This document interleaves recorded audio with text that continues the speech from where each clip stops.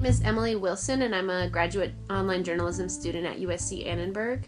My idea for pushing the boundaries of journalism as the industry goes forward is to refocus on original reporting. Reports that come out of the government on the economic condition every month, like clockwork, high school football games, whatnot. This is all very routine stuff. It's kind of the drudge work of journalism. If we can get that stuff to be created by machines with some human editing oversight, that could be a good thing.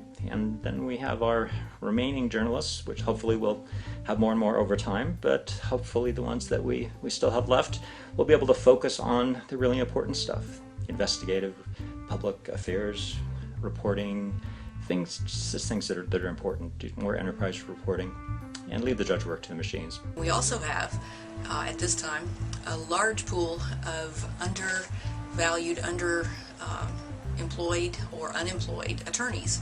So I think it would be really interesting if we could create some type of a nonprofit organization to provide journalistic training to this pool of legal talent who have deep understanding of legal topics and often have excellent communication skills and writing skills, both to communicate with their clients and to communicate with juries. And so it would be great to take advantage of that pool of labor, provide them with the training to become a journalist, and then farm them out to small, medium-sized newspapers.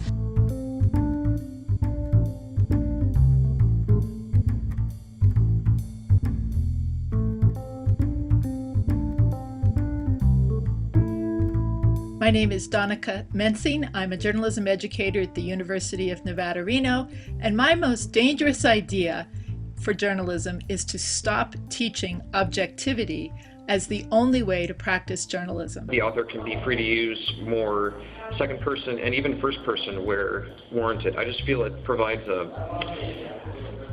greater conversational style to the piece, and it also is more welcoming for the reader. Large publications report on things, and then all the blogs out there digest it and put their own opinion into it later, and that's how the mass mostly gets their stories. But I think we could flip the equation and have all the color, interesting writing coming from the large publications. That way, the reporter's own interests and their personal views, which I think are the most relevant in this situation, are reported outright, and the people reading it can interpret it as they want to. The worst sort of journalism is the sort that treats us as these passive spectators to gory, negative things. So to make journalism enjoyable, we need to tell those stories in ways that are enjoyable, that make it possible for people to do something. So we have to tell those stories in terms of, well, this is what you can do. You can help us find out more information. You can collaborate with each other to help solve this. You can petition, or you can investigate, or you can share this. There are all kinds of things that people can do.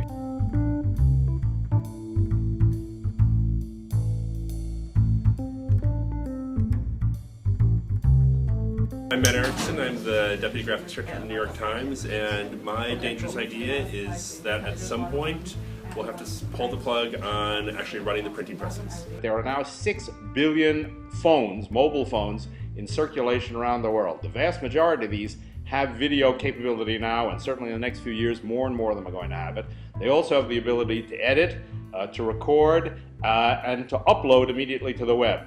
So the dangerous idea here is I would like to replace NBC and CBS and the BBC and all of these very small, self-important, arrogant, and elite institutions with a world in which 6 billion people made video and journalism every single day. A broadcast journalism organization that figures this out will be in a much better position in 10 years, and any employees who survive through that transition will be in a much better place in 10 years than those that wait for the transition to happen around them.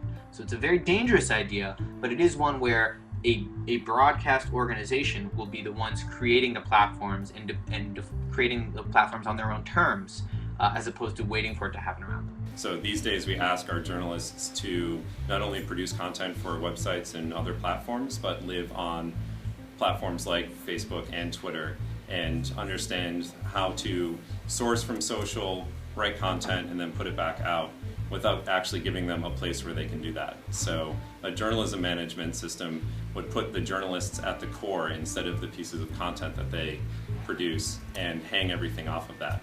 So that instead of having to basically live in a number of different browser tabs, they can do something in one place.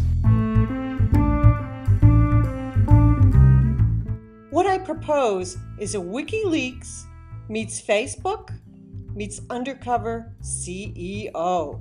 Yes, that bad reality TV show that puts the boss at the front line where he sees what it's like to be a worker in City Hall.